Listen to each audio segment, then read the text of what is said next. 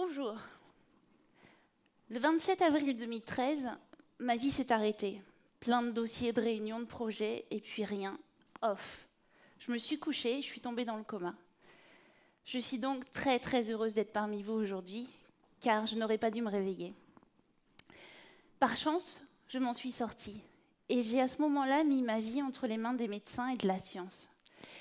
Ils ont soigné mon pancréas, m'ont guéri, et je suis convaincue aujourd'hui que cette guérison a été possible parce que j'avais une confiance absolue en la science. Cette confiance ne m'est pas tombée dessus du jour au lendemain, mais elle s'est forgée au contraire tout au long de ma vie. Toute petite, j'ai toujours voulu comprendre le monde qui m'entourait. Au début, je ne pouvais pas concevoir comment une plante pouvait se nourrir, se développer, produire des fruits simplement à partir des rayons du soleil, simplement en bronzant, et résister à la sécheresse, au gel, aux parasites et nous nourrir. Cette curiosité m'a été transmise par mon père. Mon père était un homme passionné par la nature. Il m'a fait rencontrer des hommes amoureux de la fabuleuse histoire des plantes et des scientifiques qui m'ont fait découvrir ce qui se cachait derrière une feuille, derrière une cellule, derrière des gènes. J'ai voulu tout voir, tout comprendre, et c'était une évidence pour moi de faire des études scientifiques. Et je suis diplômée en biologie végétale, moléculaire et génétique. Toutes ces sciences qui étudient et analysent cette capacité extraordinaire qu'ont les plantes à pouvoir s'adapter en permanence à leur environnement. Et oui, les plantes, contrairement à nous, n'ont pas de jambes. Elles ne peuvent pas courir. Elles doivent compter uniquement sur elles-mêmes pour affronter toutes les agressions climatiques qu'elles subissent, les agressions des insectes, des autres plantes, des maladies. Des milliers de stratégies dont l'homme a cherché à tirer profit dans des domaines aussi variés que l'alimentation, l'environnement, le médical, l'énergie. Et ce n'est pas un hasard si des générations de scientifiques ont consacré et consacrent leur vie à l'étude des plantes, car il s'agit d'un enjeu vital pour l'avenir de l'humanité. Aujourd'hui, mon métier me permet d'assouvir ma passion pour les sciences et la nature. Ma passion pour cette graine. Cette graine qui est un concentré d'innovation, de technologie, mais avant tout de vie. Dans les 30 000 gènes des cellules de cette semence que je touche et qui vous a été distribuée, se trouve la clé pour répondre aux besoins aussi immenses soient-ils de l'humanité. Une semence est un futur être vivant nouveau qui a été élaboré pour avoir des propriétés utiles et indispensables à l'homme. Un meilleur rendement, de meilleure qualité nutritionnelle.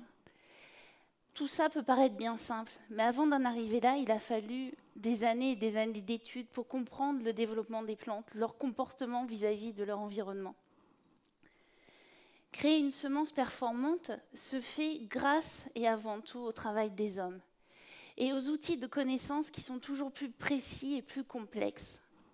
Pour vous donner une idée de cette complexité, dans ces semences sont le résultat d'un nombre d'innovations beaucoup plus important que le nombre d'innovations qui a été nécessaire à la conception d'un Airbus A320.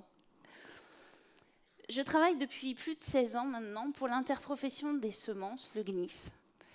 Le GNIS rassemble l'ensemble des acteurs de la filière agricole française, depuis les entreprises qui chaque année créent plus de 600 nouvelles variétés, les agriculteurs spécialisés dans la multiplication des semences, les entreprises qui les conditionnent et les entreprises qui les distribuent aux 450 000 agriculteurs qui vont les semer.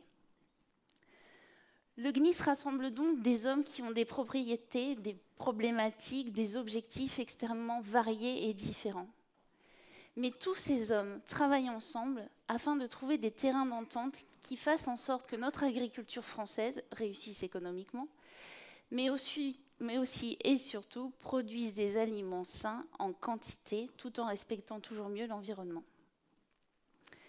Mon expertise s'est construite pas à pas chaque jour depuis 20 ans. 20 ans de passion, 20 ans de doutes, de questions et de débats. Et je ne vous cache pas que c'est là la principale frustration que je rencontre aujourd'hui. Sous la pression de groupes activistes fondés sur le rejet de principes et absolus de toute forme d'intervention de l'homme sur la nature, Des idées fausses se propagent depuis quelques années. Et ma mission consiste à expliquer, à réexpliquer que la science est l'avenir et pas un retour sur le passé.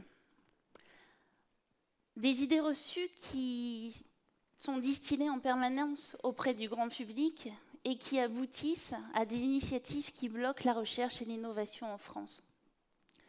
Nos chercheurs sont contraints de se délocaliser à l'étranger, ce qui aboutit paradoxalement à promouvoir le modèle défendu par des grandes entreprises américaines. Il existe aujourd'hui un décalage incroyable entre la réalité de nos productions agricoles et l'image que le grand public en a aujourd'hui en tête. Lors de mes nombreux échanges avec le grand public, j'ai pu me rendre compte qu'il existait 3 grandes causes d'inquiétude aujourd'hui autour de la semence. La première cause d'inquiétude serait que la biodiversité cultivée s'appauvrit d'année en année. Faux. En 2000, les agriculteurs français ont cultivé plus de 3400 variétés de plantes différentes. Et en 2014, c'est plus de 6500 variétés de plantes qui ont été commercialisées. La biodiversité cultivée se développe d'année en année. En agriculture, cette biodiversité a été enrichie par l'homme à partir des premières plantes sauvages qu'il a domestiquées. L'aventure a commencé au néolithique et avec l'évolution des connaissances au XXe siècle qui ont permis, elles, de réaliser des progrès qualitatifs et quantitatifs exceptionnels. L'homme a sans cesse cherché à améliorer le potentiel, l'expression génétique des plantes. C'est un peu comme un coach sportif qui, durant toute la vie, toute la carrière de ses joueurs, va s'attacher à optimiser leurs forces et à lutter contre leurs faiblesses. Alors ceci se passe quelquefois dans les salles de sport pour mesurer les progrès accomplis, mais il se passe avant tout sur le terrain. Et le travail des créateurs de nouvelles variétés se passe dans les champs. Et il compose avec la diversité des espèces existantes sur la diversité de nos territoires. On a tous l'impression, lorsqu'on traverse la France, qu'un champ de blé ressemble à un autre champ de blé, qu'un champ de maïs ressemble à un autre champ de maïs. Or, pour le maïs, savez-vous qu'il y a plus de 1000 variétés de maïs différents qui sont cultivées en France?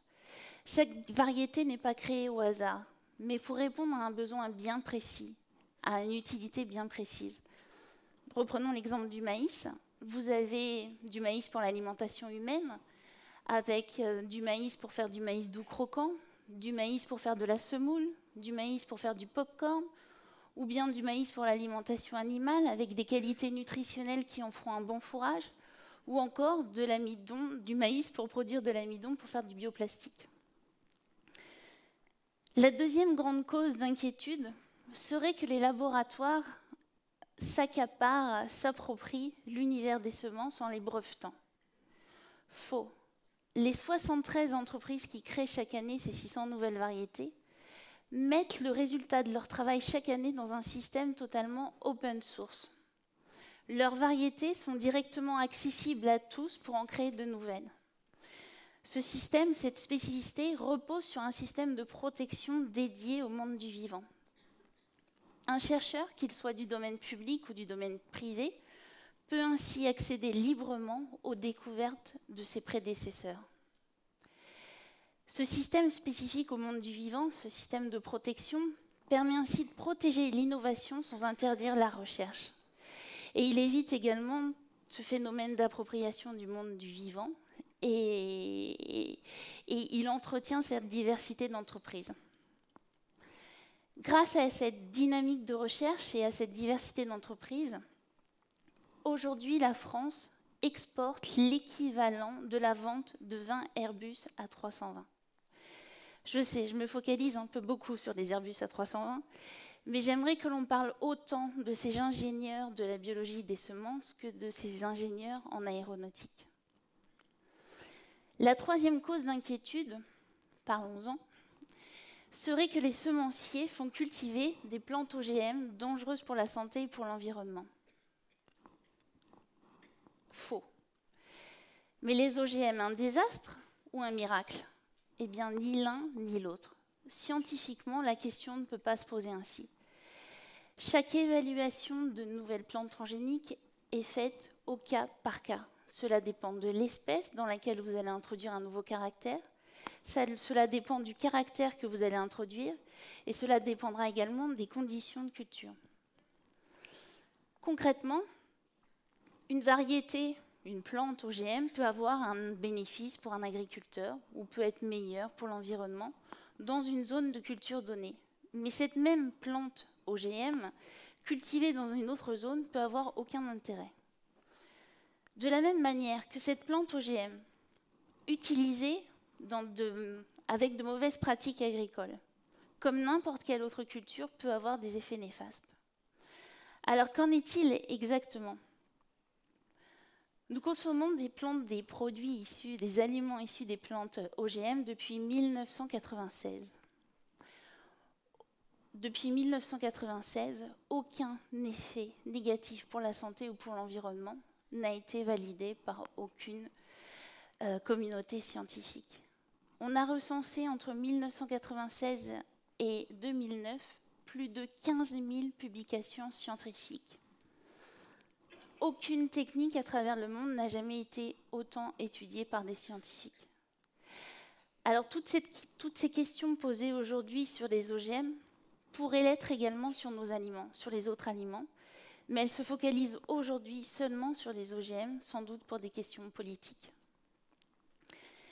Alors quelles seront demain les réponses apportées par la science et l'agriculture ? Les chercheurs aujourd'hui traquent de nouvelles perspectives, notamment pour faire produire par les plantes des molécules à intérêt pharmaceutique. Savez-vous que 60% des médicaments utilisés aujourd'hui pour lutter contre le cancer sont produits à partir des plantes ? Aujourd'hui, je suis comme avant le 27 avril 2013. Je suis comme vous, je vis à 150%. Je dois juste aider mon pancréas qui ne fonctionne plus aussi bien qu'avant en prenant des comprimés de lipase gastrique. Mais aujourd'hui, cette lipase n'est plus extraite du porc, mais produite par des plantes aux États-Unis. La semence est le premier maillon de l'agriculture. C'est également un exceptionnel vecteur d'innovation qui apporte et apportera demain des réponses aux défis de produire plus et mieux. Je comprends tout à fait que le grand public puisse avoir peur de l'univers de la recherche, car c'est un univers assez fermé, mal connu, qui peut laisser place à de nombreux fantasmes. Par contre, j'ai beaucoup plus de mal à comprendre ces marchands de peur qui surfent sur cette situation pour promouvoir de l'angoisse et surtout en tirer profit. L'agriculture française est un modèle unique et performant en phase avec les enjeux de la société. L'agriculture française est une chance pour nous tous. Je ne peux donc que vous encourager à planter ces graines de lin qui vous ont été données. Et comme disait Nietzsche, tout le monde croit que le fruit est l'essentiel de l'arbre, quand en réalité c'est la graine. Merci.